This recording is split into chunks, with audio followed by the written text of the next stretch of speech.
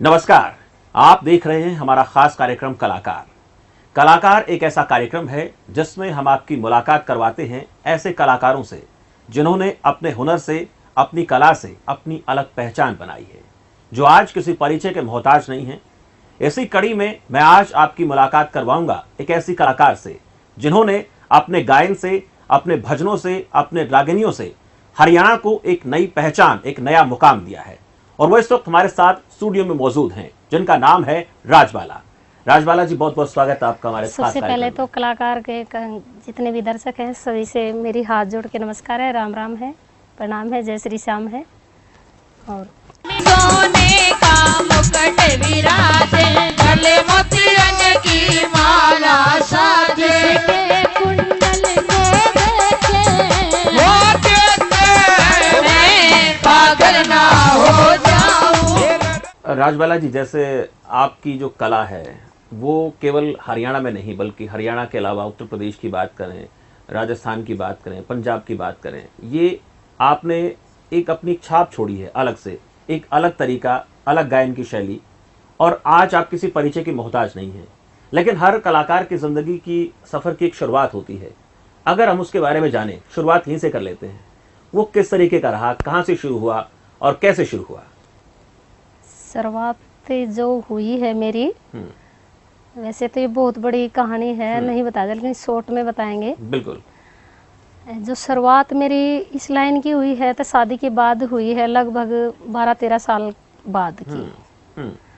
अब उसको क्या बोलेंगे आप भैया, तो ये बताओ भी, जैसे कि लक भी बोलते हैं, समय भी बोलते हैं, और कई बार जरूरत भी हो जाती है हमारी। तो उस टाइम पे जैसे शौक भी था और शायद वक्त भी हो गया था, बाबा ने जो आदेश कर दिया था कि इस लाइन में आपने जाना है, तो बस शुरुआत हो गई। मुश्किलें थोड़ी सी आई, ज्यादा भी आई। मुश्किलों की बात की, जैसे आपने जिक्र किया कि आपकी शुरुआत जो है शादी के बाद होती है। अक्सर देखा जाता है कि लड़कियां जो हैं शादी के बाद अक्सर देखा गया कि पढ़ाई तक छोड़नी पड़ जाती है, और वो जो काम कर रही है नौकरी तक भी कई बार छोड़ने की नौबत आती है। बिल्कुल। लेकिन आपने शादी के बाद जो है ये गाने का जो आपका जो कार्यक्रम था वो चला, तो इसमें कहीं ना कहीं जो दिक्कतों की आपने बात की, लेकिन सहयोग की बात करें तो वो किसका सबसे ज्यादा आपके साथ रहा? जैसे हमारी इस लाइन की शुरुआत हुई, दरअसल पहले तो मैं आपको बता दूं, जो से अपने देहाती जो क्षेत्र होते हैं, जो देहात के क्षेत्र हैं, जो भी कोई भी नॉर्मल फैमिली है तो जल्दी से इजाजत नहीं देते हैं इस लाइन में जाने की। और एक थोड़ा सा भी जैसे अपना देहाती जो कल्चर है, तो इस लाइन के जो कलाकार हैं वो थोड़ा सा लाइन भी वैसी है, तो भी परिवार इजाजत नहीं देता है जाने की। तो इसमें मेरा जो इस लाइन में आने का पूरा श्रेय मेरे हस्बैंड को जाता है। अगर आज मैं आप सभी के सामने बैठी हूँ और कलाकार कार्यक्रम में चैनल पे आप सभी दर्शक देख रहे हैं, तो वो है मेरा जो पूरा श्रेय जाता है मेरे हस्बैंड को जाता है। मैंने कुछ नहीं किया, जो मेरा सपोर्ट किया उसने हस्बैंड ने किया, और बाकी ठाकुर जी की कृपा लगाओ, मर्जी लगाओ, ये था। परिवार में जहाँ तक आपने बात की कि आपके पति साथ रहे, उन्होंने आपके साथ बिल्कुल कदम से कदम मिलाकर आपके साथ खड़े नजर आए। कदम से कदम नहीं कहेंगे, वो आगे चले, मैं पीछे चली, जब हाथ पकड़ के चलो मैं तुम्हारे साथ हूँ, जो तुम करना चाहती हो करो।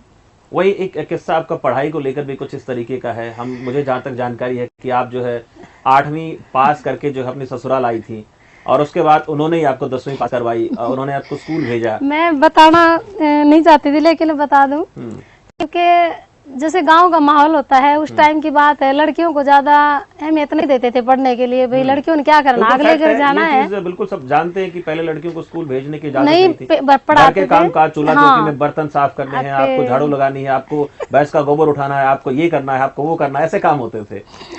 घर पे भी भैंस रखती थी माँ, और काम के लिए प्रेशर भी डालती थी कि भाई ये काम करना है, वो करना है। बचपन में ही मुझे काम में लगा दिया गया था, क्योंकि फैमिली बड़ी थी, 4 बहनें थी, 2 भाई थे। भाइयों को खूब फुल छूट थी, भी पढ़ो तुम कुछ भी करो, बहनों को नहीं थी। बस थोड़ा सा बड़ा हो गए और घर का काम काज सीखा तो शादी कर दी गई। मेरे साथ भी ऐसा ही हुआ था। एज बहुत छोटी थी जब मेरी शादी हुई, 15 साल की लगभग एज थी। बस मुझे पता भी नहीं था शादी का मतलब क्या होता है। बिल्कुल सही बात है। लेकिन जो जिस परिवार में आई, परिवार भी बहुत अच्छा था, बहुत अच्छा अब भी है। और हस्बैंड मेरे सबसे अच्छे हैं। मैं तो ये कहूँगी कि शायद दुनिया के जो सबसे अच्छे इंसान होते हैं वो मेरे हस्बैंड हैं। ये आप जो है आपकी ज़िंदगी में एक तारणहार बनकर आए, जिन्होंने आपकी जो रुचि थी उसको पहचाना भी बिल्कुल और उसके लिए आपको मौका भी दिया। बिल्कुल अक्सर मौका देखा दिया। जाता है कि मौका अगर मिलता होता तो रोक देते हैं, रुकावट पैदा कर देते हैं husband। बिल्कुल। लेकिन उन्होंने आपके लिए नहीं, जो है उन्होंने कभी रास्ता नहीं खोल किया। दिया। उन्होंने कहा कि अगर तुम करना चाहती हो तो वो करो। कैसे होता था जब परिवार में अक्सर देखा गया कि लड़कियां या शादी के बाद या पहले भी विरोध होता है कि भाई नहीं ये तो नहीं करेगी, बहुत समाज के लोग भी विरोध करते तो हैं, मैं परिवार के आपको लोग भी बता नहीं विरोध करते सकती। हैं। उनका क्या रिएक्शन होता था उस वक्त? अब तो देखो भाई, मान ले भी बाबा की कृपा से भाई अच्छी खासी जो बाबा ने जगह बनाई है श्रोताओं में, भक्तों में, जो हमारे जो फैन हैं, तो बहुत अच्छा मान सम्मान मिलता है अभी जहाँ भी हम जाते हैं। लेकिन जो शुरुआती दौर होता है तो बड़ी कठिनाई आती है। रुकावटें आती हैं। परिवार जो मायका था उन्होंने भी बोल चाल बंद कर दी, बोला कि क्या लाइन है ये, क्या काम चुना है यहाँ पे, भाई ये अच्छी लाइन नहीं है। और ससुराल में तो आप जानते हो ससुराल का तो और ज्यादा माहौल, विरोध हुआ होगा। सास बोलती थी ये लाइन अच्छी नहीं है, बहुत बुरा भला बोलती थी, नहीं जाना है, नहीं करना तो नहीं तो पति करना। क्या कहते थे उस वक्त? उन्होंने- मैं तुम्हारे साथ हूँ। देखो वो एक ऐसे हैं, कई तरह के हस्बैंड होते हैं भाई। कई ऐसे होते हैं भाई जैसे माँ बाप से गाली गलौज करना, उनसे बुरा भला कहना, और भी खास पत्नी को ज्यादा सपोर्ट करना। कई ऐसे होते हैं भाई पत्नी को कोई अहमियत नहीं देना, भाई माँ बाप को सपोर्ट करना, चाहे वो गलती है लेकिन माँ बाप को ही सपोर्ट करना। ये मेरे जो हस्बैंड है इतने अच्छे हैं, इतने सुलझे हुए इंसान हैं भाई। मुझे भी ये कहना भाई तुम करना चाहते हो करो। माँ बाप को कभी इन्होंने बुरा भला नहीं कहा, चुपचाप सहते रहते, कुछ भी वो बोलते सुनते रहते। बस ये था कि ये करना चाहते तो करने दो, मैं साथ में तो हूँ, क्या दिक्कत है। लेकिन भाई जो देहात होती है, सास बोलती थी कि ये तुझे छोड़ के चली जाएगी। इस तरह की बातें सामने आती थी। तो बोला मजाक के कहूँ या सीरियस कहूँ, मेरे हस्बैंड ऐसे थे। एक दिन बोला कि जब जाएगी ना, जब देख लेंगे, अभी पहले तुम कुछ करना चाहती है तो करने दो इसको। तो जैसे हम इस वक्त बात कर रहे हैं, आपके पति के बारे में इस वक्त चर्चा हो रही है, और मैंने जैसे एक बात कही कि शादी के बाद उन्होंने आपका सहयोग किया पूरे तरीके से, लेकिन विरोध भी हुआ, घर वालों का भी विरोध देखने को मिलता था, और ऐसे में पति को भी कई बार विरोध झेलना पड़ता था। वो बीच में चक्की के पाटों के बीच में आ गए थे, तो ऐसे में उनका क्या रिएक्शन होता था, वो क्या कहते थे? उन्होंने मुझे कभी नहीं डांटा, और बल्कि सपोर्ट भी करते थे, और वो प्यार से समझाते भी थे कि दरअसल क्या है कि उनकी और हमारी एज में थोड़ा सा अंतर है। वो थोड़े से बड़े हैं मुझसे, लगभग 6-7-8 साल भी हो सकते हैं। एज गैप इतना, और उस वक्त हो भी जाता था पहले। हाँ, हो जाता था। तो इसलिए मुझे है ना, वो कभी भी पत्नी की तरह नहीं, जैसे बच्चों को समझाते हैं ऐसे मुझे समझाते थे प्यार से। कभी उसने मुझे डांटा नहीं, फटकारा नहीं, कभी नहीं, मारपीट कभी नहीं करते थे वो।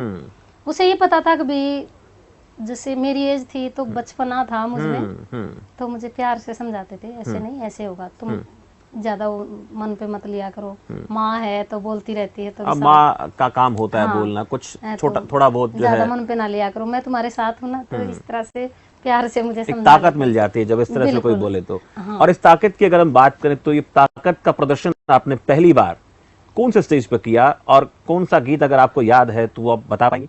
ये भी एक बहुत ऐसी है कि हमारे को जानने वाला था, मुझे पता भी नहीं था इस लाइन के बारे में, क्योंकि देखो जब हम इस लाइन में आते हैं पहले रिहर्सल करनी पड़ती है, किसी का सपोर्ट मिलता है, पीछे गुरु बनाना पड़ता है, मास्टर लेना पड़ता है।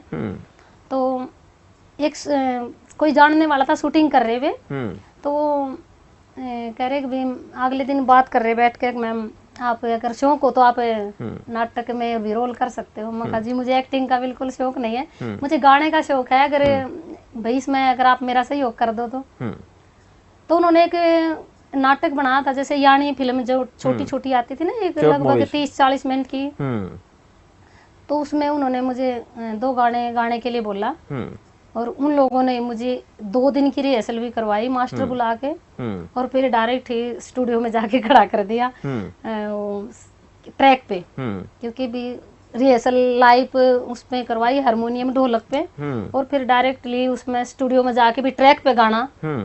बिल्कुल तो एक अपने आप में चुनौती होती है सामने भाई ट्रैक पे, तो मुझे ट्रैक पता भी नहीं है इसका कैसे कैसे ना बात सुर का नहीं। पता ना ताल का पता, बिल्कुल कैसे गाना है, नहीं। अचानक से खड़ा कर दिया ले हाँ। जाकर।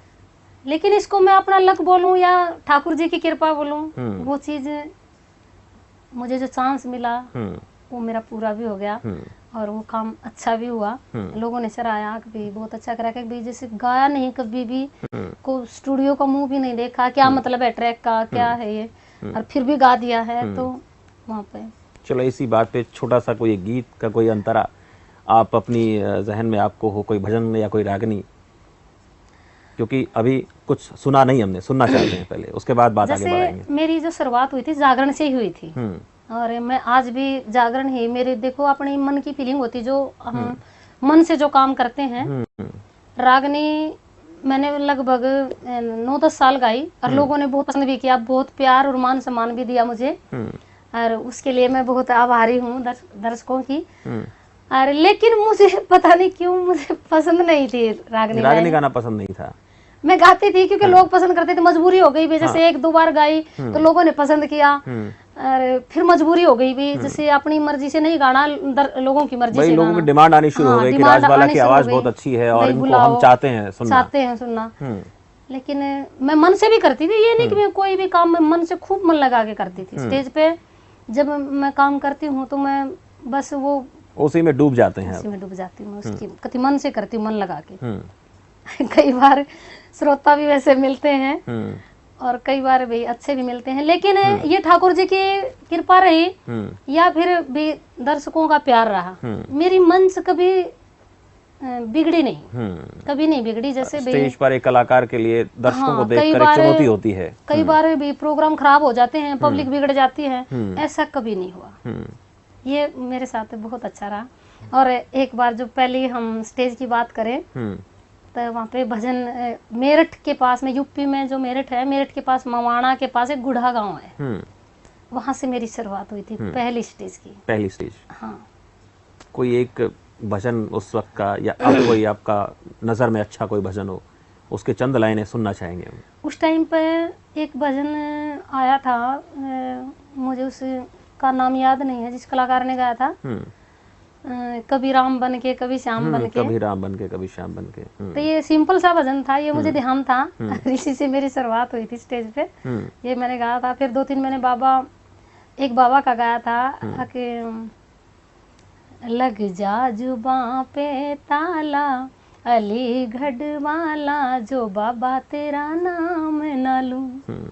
एक ये भजन था, और एक कभी राम बन के कभी श्याम बन के। इन 2 भजनों से मेरी शुरुआत हुई थी मंच पे, और मैं डरी हुई भी थी क्योंकि मुझे सच्ची बात तो है, जब कलाकार भी पहली बार मंच पे जाता है, उसे बोलना भी नहीं आता, राम रमी भी नहीं करनी आती है श्रोताओं से, अभी कैसे बोलना है डायरेक्टली, खुद को जोड़ना बड़ा मुश्किल हो जाता उस वक्त। उस टाइम पे मेरे हस्बैंड भी डरे हुए थे, क्या बोलेगी, नहीं आज तक स्टेज नहीं की है, लेकिन पता नहीं कैसे क्या हुआ, प्रोग्राम बहुत अच्छा हुआ। उन लोगों ने मुझे इतना प्यार दिया, इतना कि उन लोगों को लगा ही नहीं कि मैं आज पहली बार स्टेज पे आई हूँ और इन्हें गाना भी नहीं आता है, इसको गाना नहीं आता। हाँ। आपने बहुत से किस्सों की रागनियां जो हैं वो गाई हैं, बहुत सारे किस्से चाप सिंह का, या फिर हम बात करें भक्त पूर्णमल का, इस तरह के तमाम किस्सों की रागनी आपने गाई है। बहुत सारे किस्सों की गाई, पिंगला भरतरी की भी गाई है, चाप सिंह की भी गाई है, और राजा हरिश्चंद्र की भी गाई है, बहुत सारे। और मैं एक रागनी है कुएं पे लुगाइयां धोरे, वो मैंने बहुत सुनी है, आपकी आवाज में मैंने सुनी है। वो रागनी हमारे दर्शकों को हम चाहेंगे कि आपकी आवाज से वो हमारे इस कलाकार प्रोग्राम के जरिए भी सुने। ये रागनी पंडित जी ने लिखी थी, जिसका जो हवाला बोलते हैं, बताया जाता है जब हीर की शादी निकाह उसका अखन काने के साथ, बादशाह के साथ हो जाता है, काने के साथ, और तो उसमें जो रांझा होता है तो वो उसके भी वियोग में वो साधु बन जाता है, और हीर को ही ढूंढने के लिए उधर अटखेड़ा की तरफ चला जाता है। तो ये बताया जाता है, हमने जो सुना है कि भाई जहाँ पहले पनियारियां कुएं पर से पानी भरती थी, तो वहाँ वो अटखेड़ा की सीम में ही लगभग पहुंच गया था, तो कुएं पे ये पहचान कर रहा था शायद हीर पानी लेने के लिए आई है। तो वहाँ पे वो जो देख रहा था, तो पनियारियों के बोल थे, अब भी इतनी सुंदर श्यान शकल का, इतनी कम उम्र का है और बाबा बन रहा है अभी, क्योंकि कच्चे कान थे, वे टपक रहे थे खून से। तो देखा भी इतना सुथरा बाबा, पर दिख नहीं रहा है ये बाबा, कहीं लग नहीं रहा है। हकीकत में बाबा हाँ। है नहीं, है कोई न कोई तो वियोगी वो है, जो- योगी नहीं है। बोलते हैं ना भी जहाँ नहीं पहुँचता है रवि और वहाँ पहुँच जाते हैं कवि, तो कवि बिल्कुल। की कल्पना थी ये। और ये रागनी बड़ी अच्छी भी है, लोग बागी जैसे हम स्टेज पे जाते हैं तब भी सुनते हैं। वो दिखे कुएं पे लुगाइयां धो रहे, काम के फकीर का, और फिर से भकाया मोड़े, वो तू चौकस किसे वीर का, चौकस किसे वीर का। ये जो हरियाणवी शब्द हैं भाई, मान लीजिए जैसे आज की नई जनरेशन है उनको तो पल्ले नहीं पड़ेगी भी, चौकस किसे वीर का, तगड़ा जिसको बोले हैं। हाँ, क्योंकि वो जो शब्द हैं कि भाई जरूर ना जरूर किसी भाई लेडीज से, किसी लड़की से इसकी खटपट हुई है और उसी के वैराग में ये भाई डोल रहा है, वियोग में ये पागल है। हाँ और इसलिए पागल है, ये फिर ऐसे बकाया मोडे चौकस किसे वीर का। तो ये रागनी भी लोगों ने बहुत, और लगभग शायद मेरी इस लाइन की ये पहली रिकॉर्डिंग थी रागनी मैंने जो गाई थी। इसमें 6-7 रागनी थी इस कैसेट में, और लगभग वो सारी ही लोगों ने पसंद की थी। एक बादल उठे रिसकी था, और एक था जहाज के में बैठ सिटानी आई दिल्ली में, और वो आज भी हिट है अपनी जगह पे, क्योंकि स्टेज पे जब वो शुरुआती दौर था, और आज भी जब मैं स्टेज पे जैसे भी प्रोग्राम होता है, वैसे तो मैंने रागनी के प्रोग्राम कम कर रखे हैं, कम कर दिए, लेकिन जब भी अपने कोई भी जानकार का पर्सनल जैसे घरेलू प्रोग्राम होता है तो उन रागनियों की डिमांड स्पेशल खास करके होती है। अगर राजबाला जी वो तो सुनाई दो। एक आपने कहा कि बादल उठहरी सखी, ये हम छोटे छोटे थे तब से जो है इस गीत को सुनते आए हैं, तो इस गीत को लेकर आपकी क्या है धारणा, और कुछ लाइन हम इसकी भी सुनना चाहेंगे आपकी मधुर आवाज में। ये गीत जो है, जो लिखा है, ये मायना गांव के हैं महाशय दयाचंद जी, उनकी लेखनी से लिखा है। लेकिन मुझसे बहुत बड़ी गड़बड़ हुई थी जब शुरुआती दौर में, जब ये रागनी मैंने स्टूडियो में गाई थी तो किसी कलाकार के मुखारबिन से सुना था, तो उन्होंने जो छाप लगाई थी वो पंडित की लगाई थी, दादा लक्ष्मी चंद जी की। तो मैंने भी जो स्टूडियो में गाया तो उसी की छाप से गा दिया। फिर बाद में मेरे पास शिकायत आई फोन से कि मैम आपने गलत किया है, और ये रागनी है, ये गीत है जो पंडित जी का नहीं है।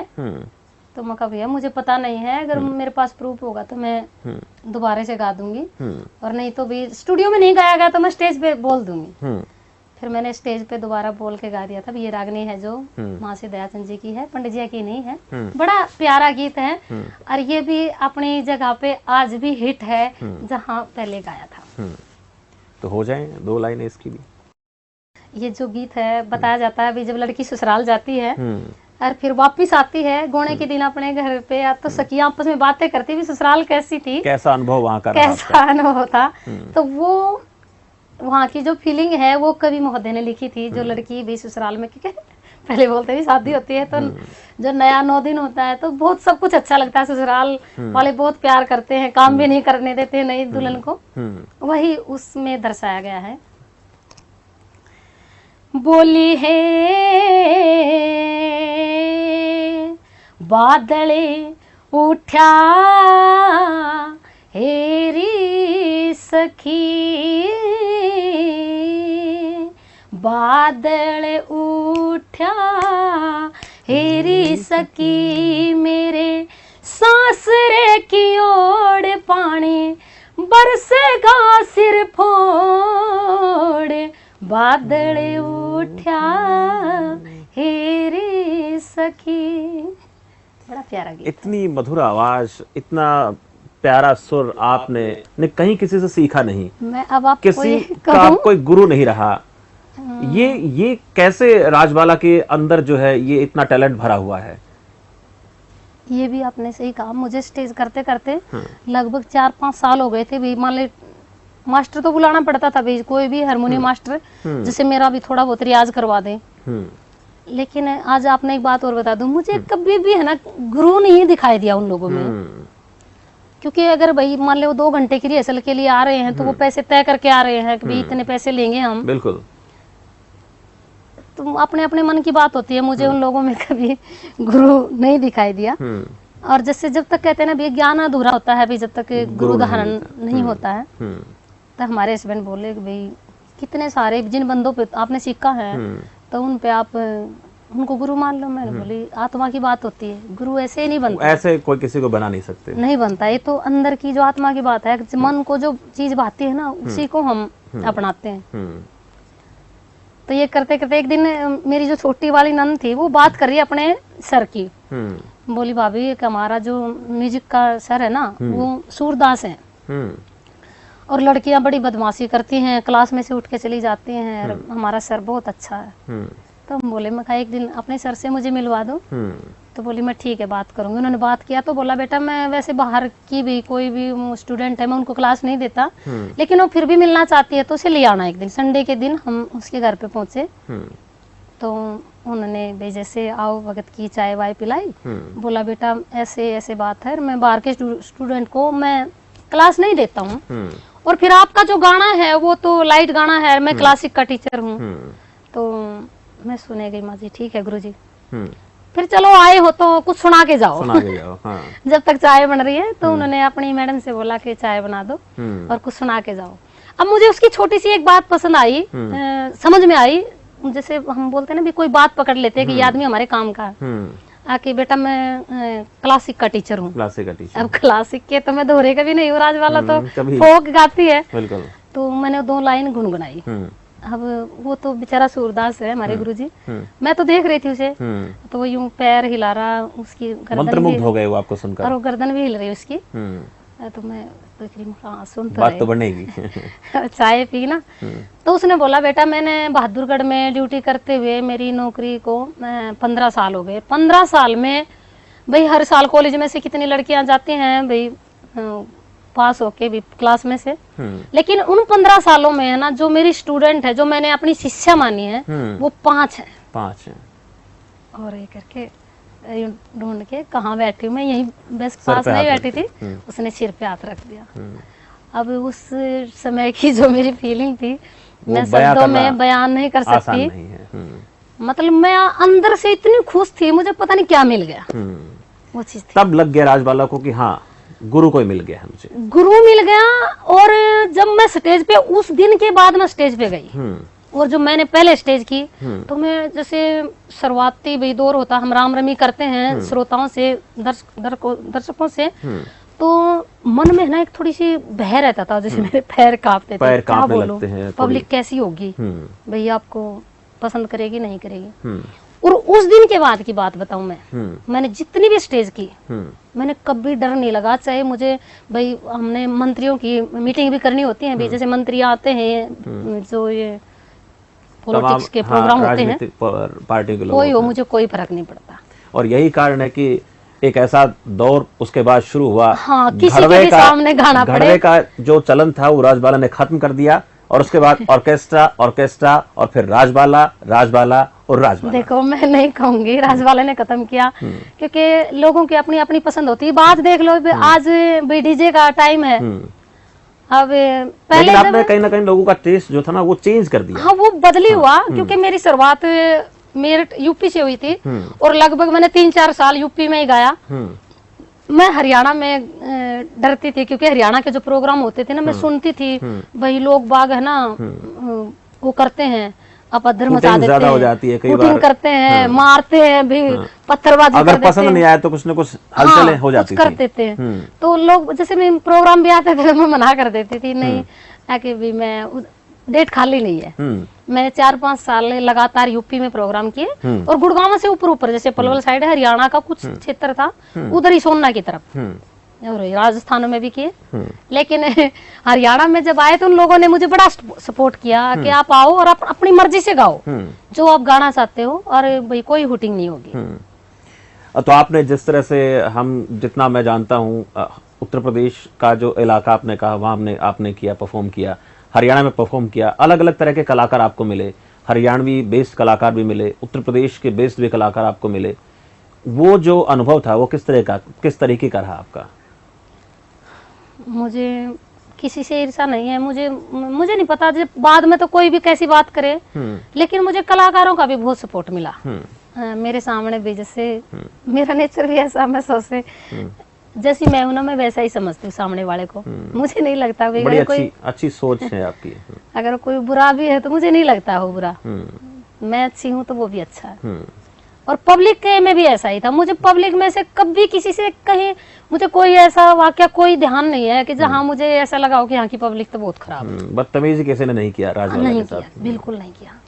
उसकी एक वजह ये भी रही कि जो राजबाला हैं, उन्होंने जो गीत गाए हैं वो इस तरीके के हैं जो हर वर्ग के लोग जो उनको बड़े प्यार से ध्यान से सुनते हैं। वो चाहे रागनी हो, चाहे वो भजन हो, चाहे किसी भी तरह का कोई गीत क्यों ना हो। बहुत से कलाकार ऐसे होते हैं जो पैसे के लालच में आकर के ऐसा फुहड़ गा देते हैं, पर राजबाला इनसे कभी अभी दूर ही रही इन चीजों से। ये चीज मैं नहीं बोलना चाहती, क्योंकि कहीं ना कहीं हम ही जिम्मेदार हैं। कलाकार जो हमारे देहात के हैं, जो भाई रागनी के हैं या फिर स्टेज प्रोग्राम जो भी करते हैं, लड़कियां जो डांसर हैं या फिर गायक कलाकार हैं, मैं नहीं कहना चाहती, फिर भी छोटी बात है, हम कलाकारों में ये कमी है। क्योंकि हम नहीं देख रहे हैं कि भी हमारा इस तरह के कार्यक्रम से हम जब स्टेज परफॉर्मेंस करते हैं तब भाई उस पर क्या असर पड़ता है हमारी संस्कृति पे, आने वाली जनरेशन पे।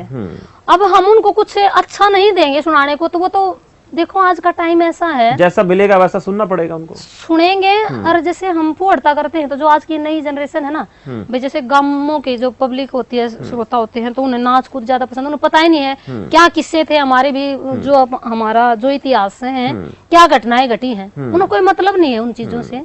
बस नाच कूद हो जाए और उसमें खुश रहते हैं। लेकिन मेरी खास करके रिक्वेस्ट है उन कलाकारों से जो थोड़ा सा फुहड़ता करते हैं, तो ज्यादा भाई हमारी जनरेशन पर ना देखें, संस्कृति पर ना ध्यान दें, कम अपने ऊपर जरूर ध्यान दें। क्योंकि कल को हम उनके बच्चे होने, हमारे बच्चे हैं वो बड़े होंगे, तो उन पे क्या असर पड़ेगा, ये चीज मैं जरूर कहना कहीं ना कहीं कलाकारों को इस चीज के ऊपर ध्यान देने की जरूरत है। बिल्कुल। जैसे मान ली राजबाला गाती है, राजबाला भी मान ली गलत गाएगी, अब अदर कुछ प्रोग्राम करेगी, आउट बोलेगी, भाई वो चीजें ये तो है नहीं, दबी रह जाएंगे। तो भी आज नेट पे हर किसी का भी आप जन्म कुंडली निकाल सकते हो, सबकी नेट पे पड़ी रहती है।